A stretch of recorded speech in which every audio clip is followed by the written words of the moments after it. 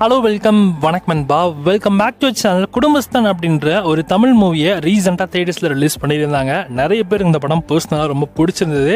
நான் இந்த படத்தை இன்னும் பார்க்கல. நானுமே இந்த படத்தை ஓடிடிஸ்க்காக தான் வெயிட் பண்ணிருக்கேன்.